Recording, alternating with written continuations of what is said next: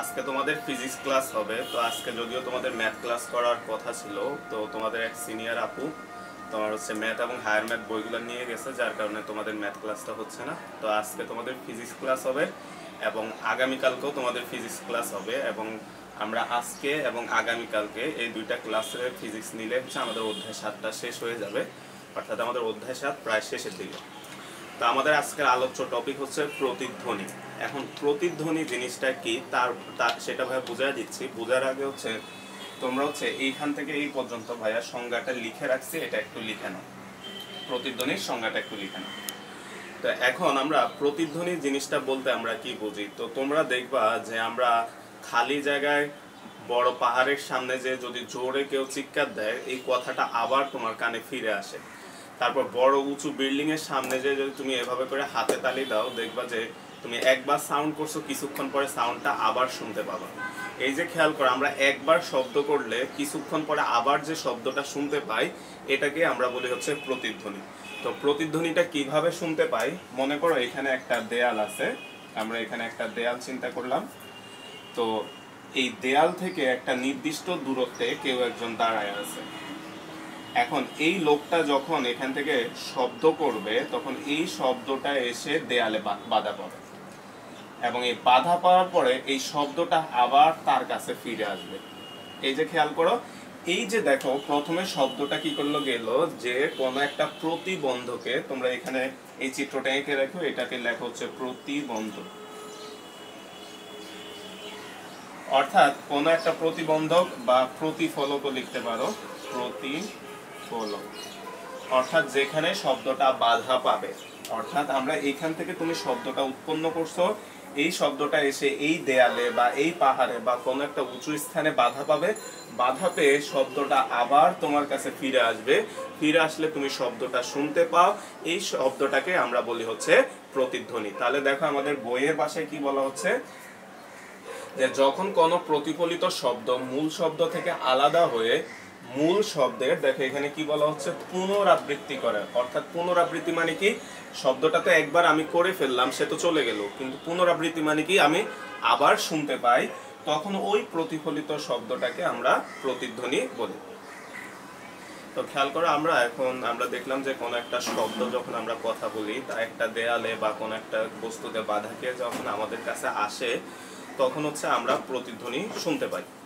এখন প্রশ্ন হচ্ছে, যে কোনো শব্দ, যেমন আমরা যখন ঘরের কথা বলি, দেখো আমাদের কথাটা তো দেয়ালে বাধা পাচ্ছে, তাহলে দেয়াল থেকে বাধা পেয়ে যে আমাদের কাছে আসতেছে, তুমি কিন্তু প্রতিধ্বনি শুনতে পাও না, তাই না?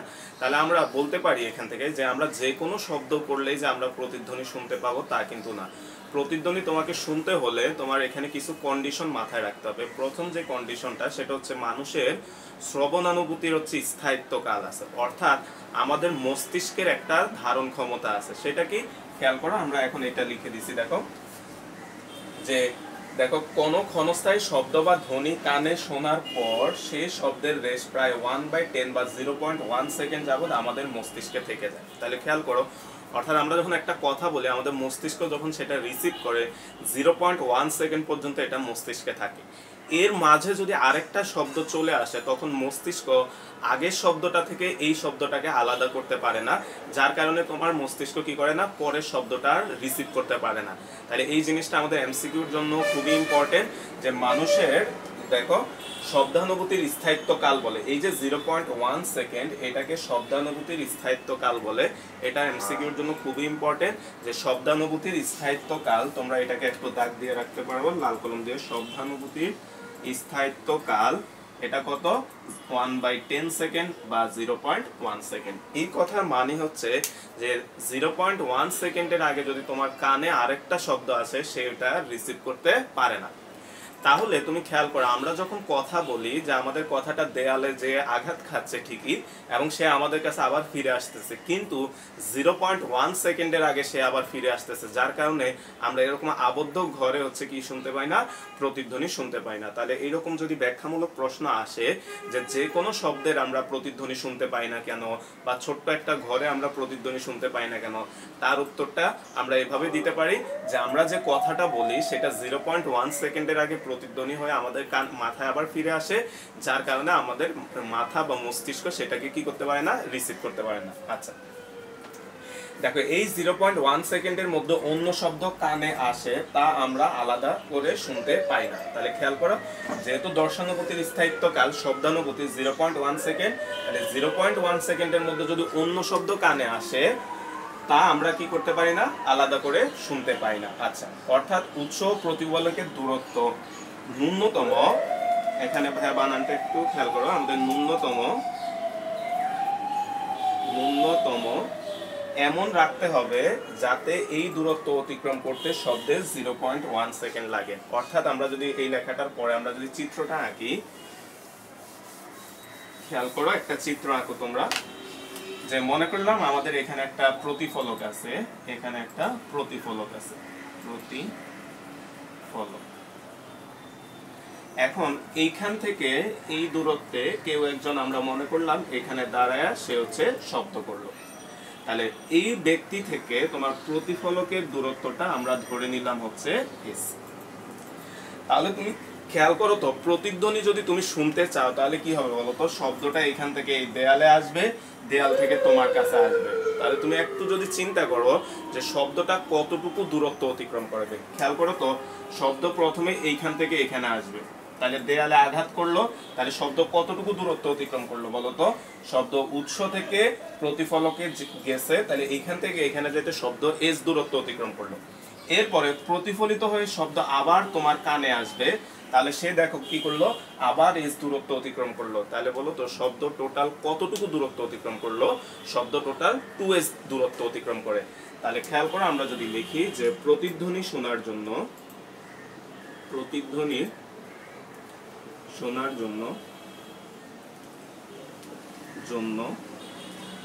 শব্দের অতিক্রান্ত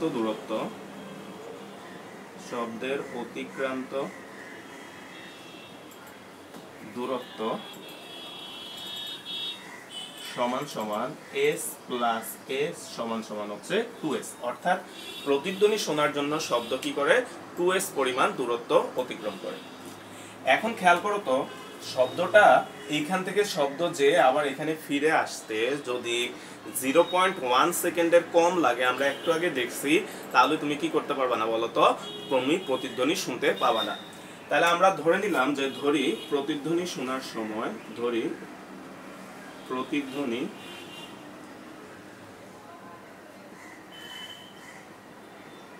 খেয়াল করো, প্রতিধ্বনি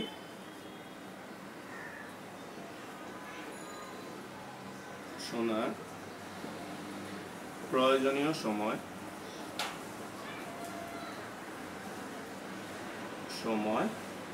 সমান সমান হচ্ছে t। অর্থাৎ আমাদের প্রতিধ্বনি শুনতে আমরা মনে করলাম t সময় লাগে, এই কথার মানে শব্দটা এইখান থেকে এখানে যে আবার এখানে আসতে তার সময় লাগে হচ্ছে t। তাহলে আমরা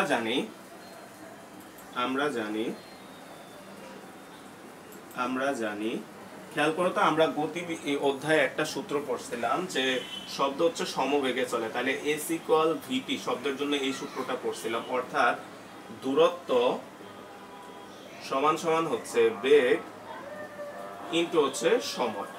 তাহলে খেয়াল করো তো, প্রতিধ্বনির ক্ষেত্রে শব্দ কতটুকু দূরত্ব অতিক্রম করে, খেয়াল করো তো, প্রতিধ্বনির জন্য শব্দ অতিক্রম করে কতটুকু দূরত্ব, 2s দূরত্ব। তাহলে আমরা এখানে s না লিখে শব্দের ক্ষেত্রে প্রতিধ্বনির ক্ষেত্রে আমরা এখানে লিখব কত, 2s। তাহলে আমরা জানি যে অতিক্রান্ত দূরত্ব সমান সমান হচ্ছে বেগ ইনটু হচ্ছে সময়। তাহলে অতিক্রান্ত দূরত্বটা হচ্ছে আমাদের 2s সমান সমান v ইনটু হচ্ছে t। তাহলে আমরা এই সূত্রটা তোমাকে মুখস্থ রাখতে হবে, আমাদের প্রতিধ্বনির জন্য 2s সমান সমান হচ্ছে v ইনটু হচ্ছে t। তাহলে এখান থেকে যদি আমরা খেয়াল করো, আমরা যদি v এর মানটা s এর মানটা বের করি, বা আমরা যদি এখান থেকে বা s সমান সমান, দেখো এটা তোমরা টিক দিয়ে রাখো, এটা মুখস্থ রাখতে হবে, 2s = হচ্ছে vt। তাহলে আমরা এখান থেকে s এর মানটা যদি বের করি, s = আসবে হচ্ছে vt ডিভাইডেড বাই হচ্ছে 2। তাহলে তোমরা ভাইয়া চিত্রটা মুছে ফেলছি, তোমরা যদি চিত্রতে দেখো এই এসটা কি, এই এসটা হচ্ছে উৎস হতে প্রতিফলকের দূরত্ব। এখন খেয়াল করো তো, আমরা যদি যে এখানে যদি আমরা পাশে লিখি যে ন্যূনতম সময় প্রতিধ্বনি শোনার ন্যূনতম সময় খেয়াল করো তো, টি ইজ ইকুয়াল, আমরা একটু আগে দেখছি যে প্রতিধ্বনি শোনার ন্যূনতম সময় কত 0.1 সেকেন্ড, তাহলে হচ্ছে 0.1 সেকেন্ড। আর 0 ডিগ্রি সেলসিয়াস তাপমাত্রায় বায়ুতে শব্দের বেগ v সমান হচ্ছে 332 মিটার পার সেকেন্ড। এই দুইটা ইনফরমেশন একটু এইভাবে বক্স করে রেখে VVI দিয়ে রাখো, কারণ হচ্ছে এই দুইটা জিনিস আমাদের ইম্পর্টেন্ট। তাহলে আমরা যদি দেখো যে প্রতিধ্বনি শোনার ন্যূনতম সময়টা আমরা জানি 0.1 সেকেন্ড, আর 0 ডিগ্রি সেলসিয়াস তাপমাত্রায় আমাদের বায়ুতে শব্দের বেগ এটাও মুখস্থ রাখতে হবে, এটা হচ্ছে কত 332 মিটার পার সেকেন্ড। তাহলে এই মানগুলা যদি আমরা এখানে বসায় দাও, দেখো আমরা যদি এখানে বসাই, বা s সমান হচ্ছে 332 ইন্টু হচ্ছে t এর মান হচ্ছে 0.1 ডিভাইডেড বাই 2, বা s সমান আমরা যদি এখান থেকে বের করো 332 ইন্টু হচ্ছে 0.1 ভাগ হচ্ছে 2, এটাকে করলে আসে s সমান 16.6 মিটার। এই মানটা অবশ্যই মুখস্থ রাখতে হবে তোমাকে, এমসিকিউ এর জন্য খুবই ইম্পর্টেন্ট। তাহলে আমরা এইখান থেকে খেয়াল করো, আমরা যেটা বের করলাম এসটা কি ছিল বলো তো, এস ছিল উৎস এবং প্রতিফলকের দূরত্ব। তার মানে খেয়াল করো, তুমি যখন ন্যূনতম সময় বসাচ্ছ, অর্থাৎ এইখানে দেখো তো আমাদের যে দূরত্বটা আসছে এই দূরত্বটাও কিন্তু ন্যূনতম, অর্থাৎ দেয়াল এবং আমি যে কথা বলতেছি এই দূরত্বটা কমপক্ষে যদি 16.6 মিটার হয় তাহলে আমি প্রতিধ্বনি শুনতে পাবো।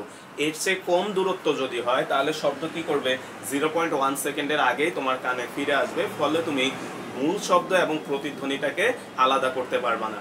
কিন্তু যদি 16.6 মিটার চেয়ে বেশি হয় তাহলে তো তুমি অবশ্যই প্রতিধ্বনি শুনতে পারবা, কারণ কি এখানে আমরা বলছি দূরত্বটা ন্যূনতম, অর্থাৎ কমপক্ষে 16.6 মিটার। এর কথার মানে হচ্ছে 16.6 মিটার হলে শুনবা, তার চেয়ে বেশি হলে অবশ্যই শুনতে পাবা। তাহলে আমরা এখান থেকে লিখতে পারি, অর্থাৎ উৎস ও প্রতিফলকের দূরত্ব কমপক্ষে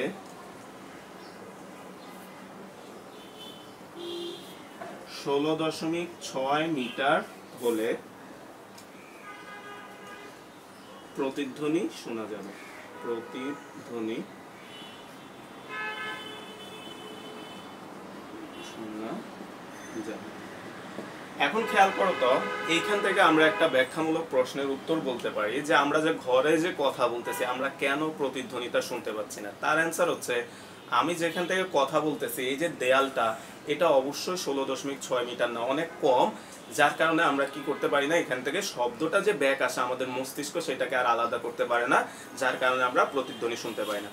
অর্থাৎ তোমার মিনিমাম দূরত্বে এটা হলে প্রতিধ্বনি শুনতে পাবা, এবং এর চেয়ে বেশি হলেও আমরা কি করতে পারবো, প্রতিধ্বনিটা শুনতে পাবো। দেখো আমরা এখন প্রতিধ্বনির একটা ব্যবহার দেখব। তো আমরা প্রতিধ্বনির ব্যবহারটা কি, যে তোমরা দেখো যে প্রতিধ্বনির সাহায্যে কূপের গভীরতা নির্ণয়। অর্থাৎ আমরা এই প্রতিধ্বনির সাহায্যে আমরা অনেকগুলা কাজ করতে পারি, তার মধ্যে একটা ইম্পর্টেন্ট কাজ হচ্ছে কূপের গভীরতা নির্ণয়, বা হচ্ছে কোন একটা খনিজ পদার্থের যে খনি থাকে, কয়লা খনি, বিভিন্ন খনি, তার গভীরতা নির্ণয় আমরা এই প্রতিধ্বনির সাহায্যে করতে পারি। তো কিভাবে, তো মনে করো এটা হচ্ছে আমাদের পানি, আমাদের একটা কুয়া আছে, মনে করলাম এটা হচ্ছে একটা কূপ। তো এই কূপটা আমরা হচ্ছে, এইখানে হচ্ছে তার পানি আছে, এখানে হচ্ছে পানি আছে, আমরা লিখে দিলাম দরকার হলে এটা হচ্ছে পানি, আর এটা হচ্ছে আমাদের, আমরা এটা লিখলাম এটা হচ্ছে ভূমি। ঠিক আছে, এটা হচ্ছে আমাদের ভূমিটা। এখন এই কুয়াটার গভীরতা আমরা নির্ণয় করতে চাচ্ছি, তা আমরা প্রতিধ্বনির সাহায্যে সহজে এই কুয়ার গভীরতা নির্ণয় করতে পারি। কিভাবে তুমি খেয়াল করো যে এইখানে কেউ একজন দাঁড়ানো আছে, সে কি করলো একটা শব্দ যদি তৈরি করে, এই শব্দটা কি করবে বলতো, কুয়ার এইদিকে পানিতে আসবে। তাহলে পানিতে আমরা মনে করলাম পানির যে লেয়ারটা, পানির লেয়ারটা হচ্ছে এইচ, তাহলে আমরা মনে করলাম পানি হচ্ছে এইচ পরিমাণ দূরত্বে আছে। তাহলে তুমি খেয়াল করো, তুমি যখন কুয়ার মুখে দাঁড়ায় একটা শব্দ করবা, মানে জোরে একটা চিৎকার করবা, এই চিৎকারটা কি হবে, এইচ পরিমাণ দূরত্ব অতিক্রম করে পানিকে আঘাত করবে। তাহলে পানিকে যদি আঘাত করে তাহলে সে কি করবে, আবার প্রতিফলিত হয়ে উপরের দিকে ব্যাক করবে। কারণ আমরা একটু আগে দেখছি যে আমরা যখন কথা বলি, কথা কোনো একটা প্রতিবন্ধকে যখন বাধা পায়, কোনো একটা শব্দ যখন কোনো প্রতিফলকে বা প্রতিবন্ধকে বা উঁচু স্থানে বা যে কোনো স্থানে বাধা পায়, তখন শব্দটা আবার ফিরে আসে। তাহলে ঠিক একইভাবে তুমি যখন এখানে কূপের গভীর মুখে দ্বারা একটা শব্দ উৎপন্ন করছো, এই শব্দটা এসে পানিতে আঘাত করবে, আঘাত করে সে কি করবে, আবার প্রতিফলিত হবে, অর্থাৎ শব্দটা আবার তোমার এইদিকে আসবে। তাহলে তুমি খেয়াল করো তো, তোমার কাছে যখন আসবে তাহলে তুমি কি করবা, আবার শব্দটা শুনতে পাবা, তার মানে তুমি প্রতিধ্বনি শুনতে পাচ্ছ। তাহলে শব্দ উৎপন্ন করা এবং প্রতিফলিত হয়ে শব্দ শোনা, এই সময়টা যদি টি হয়, তাহলে আমরা খেয়াল করো যে ধরি কূপের গভীরতা সমান সমান এইচ। শব্দ উৎপন্ন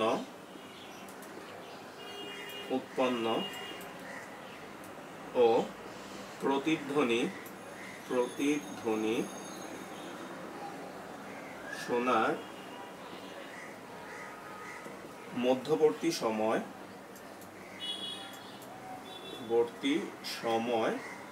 সমান সমান হচ্ছে টি। বায়ুতে শব্দের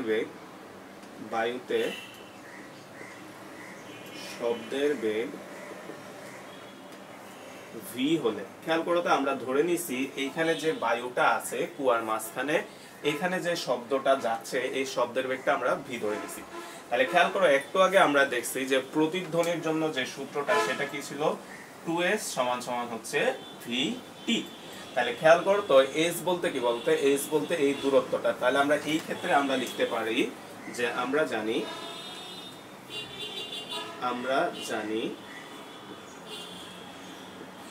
2h সমান সমান vt। তাহলে এইখান থেকে আমরা লিখতে পারি h সমান সমান হচ্ছে vt ডিভাইডেড বাই 2। অর্থাৎ তুমি খেয়াল করো যে তুমি কি করলা, কূপের এখানে দাঁড়ায় একটা শব্দ উৎপন্ন করলা, ঘড়ির সাহায্যে তুমি প্রতিধ্বনি শুনতে কতক্ষণ সময় লাগে সেই সময়টা নির্ণয় করলা, সেই সময় এখানে বসাবা। তারপরে যে শব্দের বেগটা যদি জানো, এখানে তুমি শব্দের বেগটাও যদি বসায় দাও, তাহলে তুমি এই কূপের গভীরতাটা কি করতে পারবা, নির্ণয় করতে পারবা। তাহলে এই সূত্রের সাহায্যে কূপের গভীরতা সহজে নির্ণয় করা যায়। এই সূত্রের সাহায্যে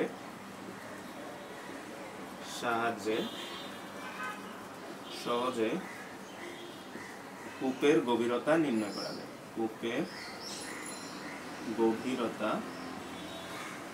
নির্ণয় করা যায়।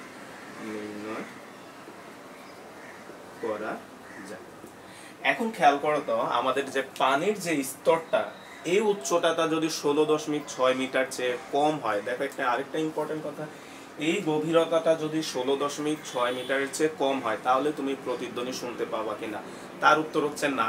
তাহলে তুমি খেয়াল করো তো, কূপের গভীরতা যদি 16.6 মিটারের চেয়ে কম হয়, তুমি প্রতিধ্বনি শুনতে পাবা না। তাহলে তুমি যদি প্রতিধ্বনি শুনতে না পাও, তাহলে অবশ্যই এই সূত্রের সাহায্যে তুমি কি করতে পারবা না, কূপের গভীরতা নির্ণয় করতে পারবা না। তাহলে এটা একটু লিখে রাখো ভাই, যদি এখানে একটু লিখে দিই যে কূপের গভীরতা যদি, এখানে স্টার্ট দিয়ে লেখো যে কূপের গভীরতা যদি 16.6 মিটার এর চেয়ে কম হয়, তাহলে এই প্রক্রিয়ায় কূপের গভীরতা নির্ণয় করা যায় না।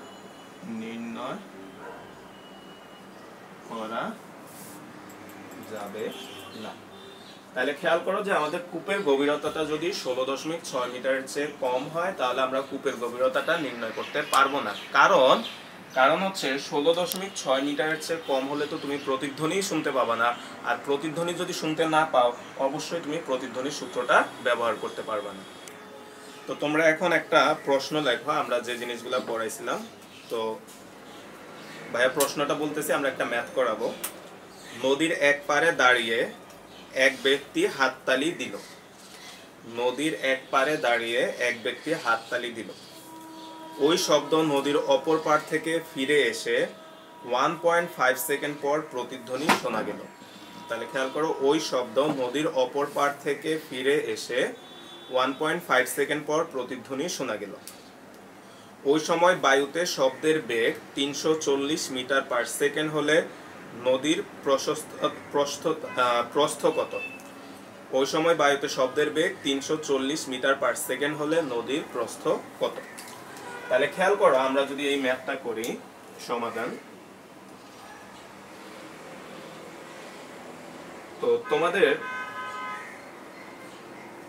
যে ডাটাগুলো দেওয়া আছে, আমরা যদি ডাটাগুলো এখানে লেখো, তোমাকে কি দেওয়া আছে দেখো, বলা হচ্ছে দেখো ওই শব্দ নদীর অপর পার থেকে ফিরে এসে 1.5 সেকেন্ড পর প্রতিধ্বনি শোনা গেল। তাহলে হচ্ছে প্রতিধ্বনি শোনার সময়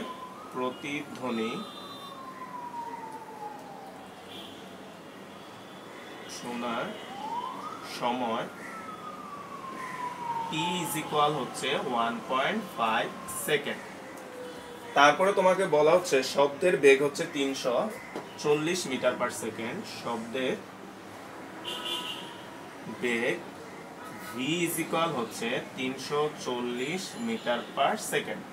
তোমাকে বলা হলো যে নদীর প্রস্থ কত, যে নদীর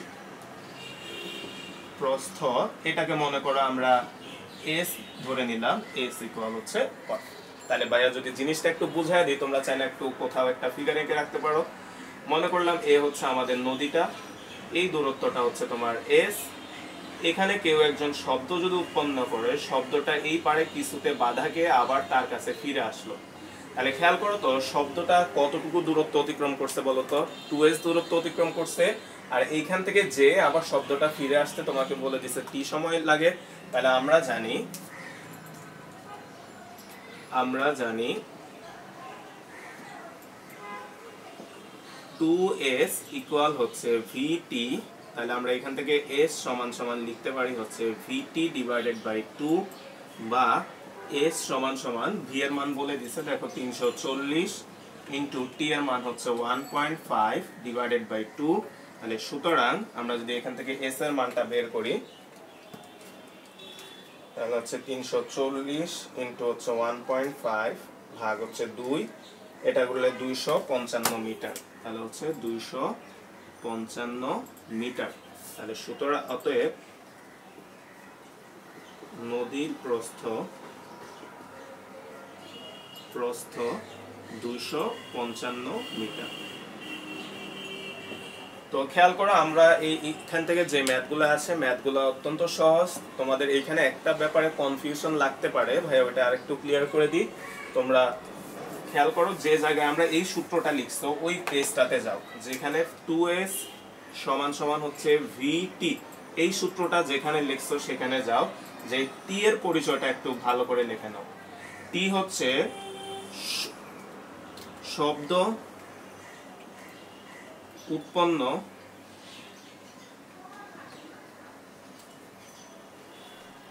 ও প্রতিধ্বনি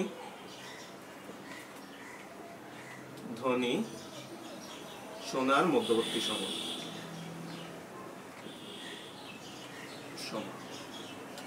এই কথার মানে কি খেয়াল করো তো, এই কথার মানেটা ভালোভাবে বুঝতে হবে, নাহলে এখান থেকে যে ম্যাথগুলো আসবে তোমরা এগুলাতে কনফিউজড হয়ে যাবে। টিটা হচ্ছে এই যে আমি শব্দটা উৎপন্ন করছি, এটা যে দেয়ালে বাধাকে আবার আমার কাছে ফিরে আসতে যে সময়টা লাগে সেটা হচ্ছে টি। অর্থাৎ শব্দটা উৎস থেকে কোন একটা প্রতিফলকে বাধাকে আবার উৎসের কাছে ফিরে আসতে যে সময়টা লাগে সেই সময়টাই হচ্ছে আমাদের টি। তো খেয়াল করে আমাদের পরবর্তী আরেকটা প্রতিধ্বনি ব্যবহার আমরা দেখব সচরাচর। তোমরা দেখবা যে অন্ধকারে রাতের বেলা হচ্ছে বাদুড় চলাচল করে। তো বাদুড় কিভাবে চলে? বাদুড় হচ্ছে তার মুখের সাহায্যে হচ্ছে শব্দ উৎপন্ন করে। শব্দটা হচ্ছে প্রতিধ্বনির সাহায্যে বাদুড়ের পথ চলা, এটা আমাদের মাঝে মাঝে আসে। তো বাদুড় যখন অন্ধকারে চলে সে তার মুখের সাহায্যে বিভিন্ন শব্দ উৎপন্ন করে। এই শব্দগুলো যে বিভিন্ন প্রতিবন্ধকে বাধাকে তার কাছে আবার ফিরে আসে, তখন ফিরে আসলে সে বুঝতে পারে যে তার থেকে ওই বাধাটা কত দূরে, এটা বুঝে হচ্ছে সে পথ চলাচল করে। তো খেয়াল করো আমরা বাদুড়ের যে পথ চলাটা এখানে সুন্দর করে তোমাদের পুরাতন বইটাতে লেখা আছে, ভাইয়া দেখায় দিচ্ছি। তো তোমরা এখান থেকে বাদুড়ের পথ চলাটা লিখে নিবা, ভাইয়া দেখায় দিচ্ছে যে এখান থেকে এই পর্যন্ত এটা একটু লিখে নিবা। আর বাদুড় হচ্ছে 1000 হার্টজ কম্পন শব্দ তৈরি করতে পারে, এটাও এমসিকিউতে আছে, এটা গোল করে দাগ দিয়ে রাখো তোমরা। তো খেয়াল করো আমাদের আজকে পরবর্তী যে টপিকটা আছে সেটা হচ্ছে শব্দের বেগের উপর তাপমাত্রা, চাপ ও আর্দ্রতার প্রভাব। তো খেয়াল করো আমাদের এই তিনটা জিনিস ভাই লিখে দিছি, তোমরা প্রথমে এই তিনটা জিনিস লিখে নাও। দেখো আমাদের প্রথম যেটা আছে চাপের প্রভাব, শব্দের বেগের উপর বায়ুর চাপের কোনো প্রভাব নেই। এই জিনিসগুলো খুব ভালোভাবে মুখস্থ রাখবে, এমসিকিউর জন্য খুব ইম্পর্টেন্ট। তারপর আর্দ্রতার প্রভাব, দেখো বায়ুর আর্দ্রতা বৃদ্ধি পেলে শব্দের বেগ বৃদ্ধি পায়, আর্দ্রতা হ্রাস পেলে শব্দের বেগ হ্রাস পায়। তারপর দেখো তাপমাত্রার প্রভাব, বলা হচ্ছে বাতাসের শব্দের বেগ তাপমাত্রার বর্গমূলের সমানুপাতিক, অর্থাৎ ভি সমানুপাতিক টি। তাহলে খেয়াল করো তো সমানুপাতিক এই সম্পর্কটার মানে আমরা জানি। সমানুপাতিক মানে কি? দেখো তো টি এর সাথে শব্দের বেগ হচ্ছে সমানুপাতিকভাবে সম্পর্কিত। এই কথার মানে হচ্ছে তোমার তাপমাত্রা যদি বাড়ে তাহলে শব্দের বেগও কি হবে? বাড়বে। তাপমাত্রা যদি কমে তাহলে দরকার হলে তোমরা এই জিনিসটা লিখে রাখো যে অর্থাৎ তাপমাত্রা বৃদ্ধি পেলে শব্দের বেগ বৃদ্ধি পাবে। তারপর হচ্ছে আবার তাপমাত্রা হ্রাস পেলে শব্দের বেগ হ্রাস পায়। তাহলে সমানুপাতিক সম্পর্কটা মানেই হচ্ছে এটা, অর্থাৎ এটা বাড়লে এটা বাড়বে, এটা কমলে এটা কমবে।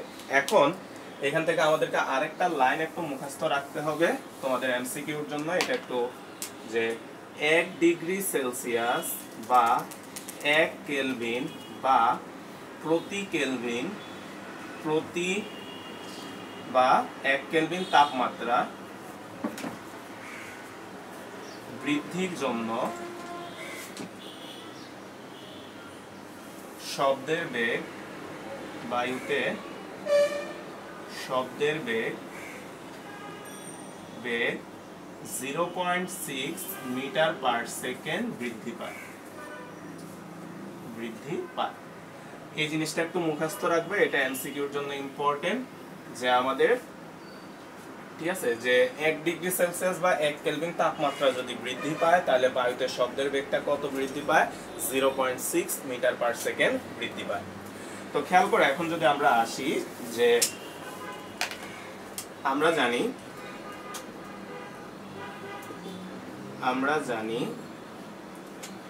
খেয়াল করো তো আমরা জানি হচ্ছে ভি সমানুপাতিক হচ্ছে টি। আমরা এই জিনিসটা জানি, মাত্র আমরা দেখলাম তাই না, যে শব্দের বেগ হচ্ছে তাপমাত্রা বর্গমূলের সমানুপাতিক। তাহলে এই সমানুপাতিক চিহ্ন উঠাইলে তোমরা সবসময় এটা মাথায় রাখবা যে সমানুপাতিক চিহ্ন উঠাইলে সমান সমান এবং ধ্রুবক আসে। তাহলে আমরা এখান থেকে লিখতে পারি হচ্ছে ভাগ বি সমান সমান হচ্ছে ধ্রুবক ইনটু হচ্ছে রুট টি। তাহলে এখন খেয়াল করো তো ভি সমান সমান হচ্ছে ধ্রুবক ইনটু হচ্ছে রুট টি। তাহলে খেয়াল করো যে ধরা যাক T1 তাপমাত্রায় বায়ুতে শব্দের বেগ v1।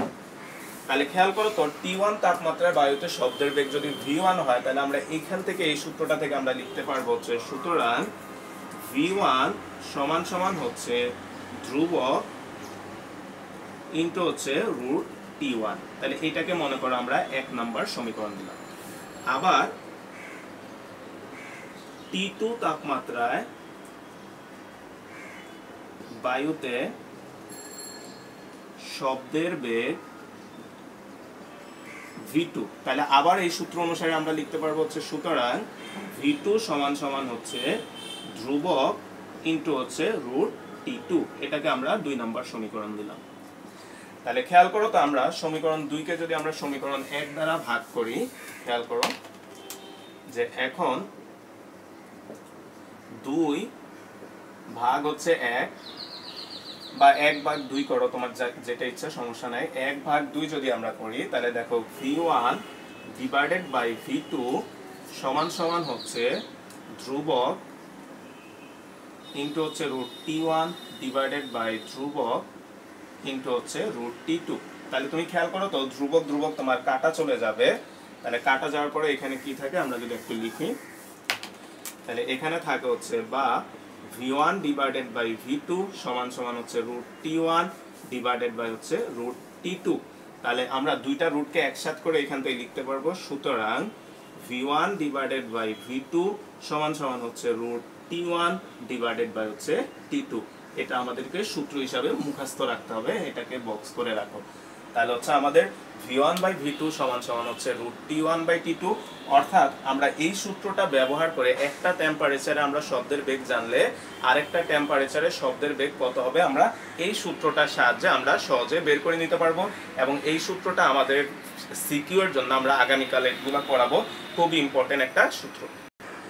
তো দেখো তোমরা এখান থেকে একটা প্রশ্ন যদি লেখো যে কোন জায়গায় শীতকালে তাপমাত্রা 10 ডিগ্রি সেলসিয়াস এবং শব্দের বেগ 332 মিটার পার সেকেন্ড, গ্রীষ্মকালে তাপমাত্রা বেড়ে 30 ডিগ্রি সেলসিয়াস হলে শব্দের বেগ কত?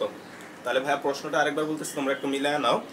কোন জায়গায় শীতকালে তাপমাত্রা 10 ডিগ্রি সেলসিয়াস এবং শব্দের বেগ 332 মিটার পার সেকেন্ড, গ্রীষ্মকালে তাপমাত্রা বেড়ে 30 ডিগ্রি সেলসিয়াস হলে শব্দের বেগ কত?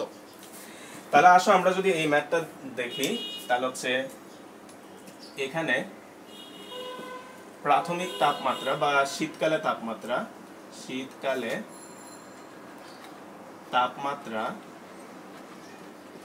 T1 সমান সমান হচ্ছে 10 ডিগ্রি সেলসিয়াস। তো মনে রাখবা অবশ্যই আমাদেরকে সেলসিয়াসকে কেলভিনে নিতে হবে। তো এই জিনিসটা হয়তোবা তোমরা জানো না, আর জানলে ভালোভাবে বলে দিচ্ছি যে সেলসিয়াস থেকে কেলভিনে যেতে হলে 273 যোগ করতে হয়। যারা জানো না একটু মাথায় রাখবা যে আমাদের ডিগ্রি সেলসিয়াস থেকে আমাদের সব সময় এককটা কেলভিনে নিতে হবে, আর সেলসিয়াস থেকে কেলভিনে যাইতে হলে কি করতে হয় 273 যোগ করতে হয়। তাহলে আমরা এখান থেকে নিব হচ্ছে 10 যোগ 273, তাহলে হচ্ছে কেলভিন সমান সমান হচ্ছে 283 কেলভিন।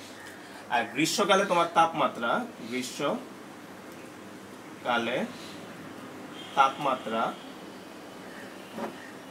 T2 সমান সমান তোমাকে বলে দিছে, দেখো হচ্ছে 30 ডিগ্রি সেলসিয়াস। তাহলে হচ্ছে 30 ডিগ্রি সেলসিয়াস, তাহলে এটাকেও আমাদেরকে কেলভিনে নিতে হবে। 30 যোগ 273, তাহলে এটা আসবে হচ্ছে তোমার 303, তাহলে হচ্ছে 303 কেলভিন। তারপর হচ্ছে শীতকালে, দেখো শীতকালকে তুমি 1 দ্বারা প্রকাশ করছো, তাহলে শীতকালে শব্দের যে বেগ সেটাকেও তোমাকে 1 দ্বারাই প্রকাশ করতে হবে। শীতকালে শব্দের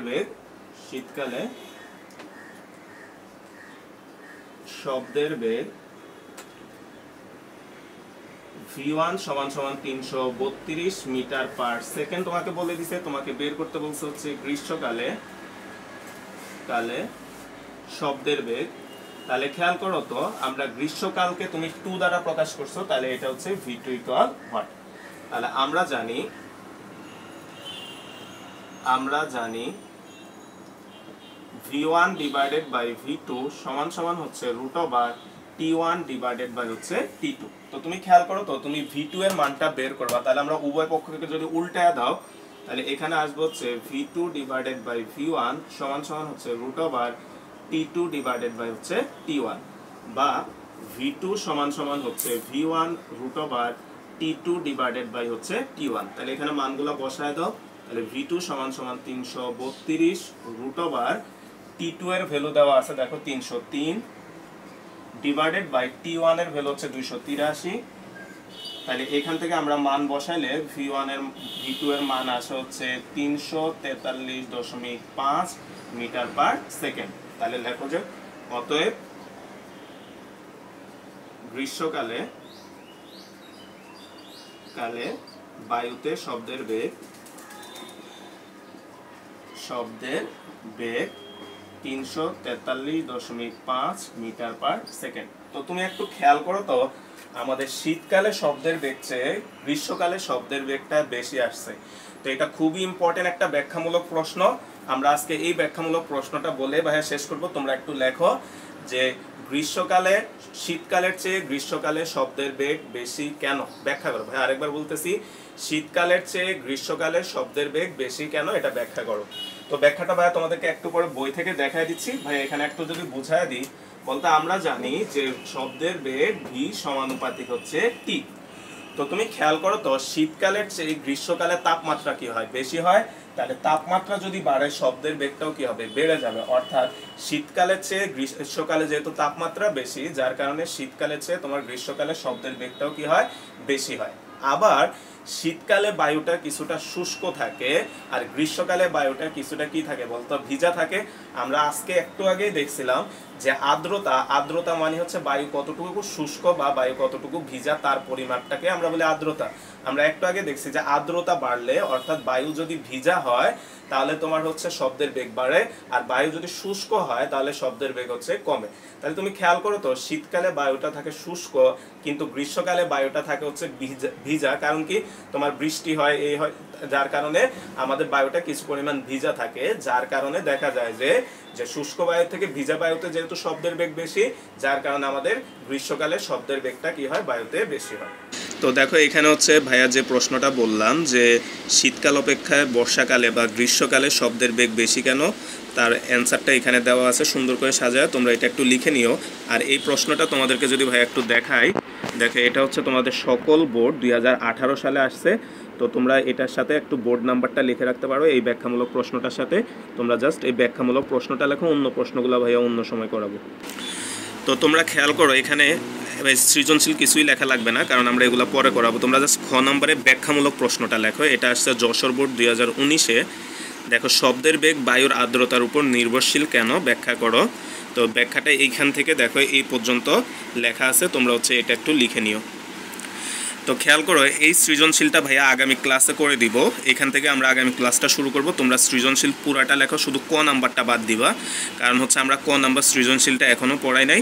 তোমরা ক নাম্বার সৃজনশীলটা বাদ দাও, বাদ দিয়ে খ নাম্বার, গ নাম্বার এবং ঘ নাম্বার লেখো। আগামী ক্লাস আমরা এখান থেকে শুরু করব। আর খ নাম্বার যে প্রশ্নটা, তার উত্তরটা তোমরা লিখে রাখবা। গ আর গ ভাইয়া করে দিব। দেখো কি বলছে খ নাম্বারে, শব্দ এক প্রকার তরঙ্গ কেন, ব্যাখ্যা করো। তো ভাইয়া ব্যাখ্যাটা একটু দেখাই দিচ্ছি, তোমরা খেয়াল করো। এখানে একটু ব্যাখ্যা আছে, তারপর হচ্ছে আমাদের আর একটা হচ্ছে এইখানে আছে। তো তোমরা খ নাম্বার প্রশ্নটা লিখে নিও, আর গ আর ঘ নাম্বার কোশ্চেনটা ভাই আগামী ক্লাসে সলভ করে দিব। এবং আমাদের আগামীকালকেও ফিজিক্স ক্লাস হবে, যাতে এই অধ্যায়টা আমরা শেষ করে দিতে পারি। তো আজকের ক্লাসটা এই পর্যন্তই।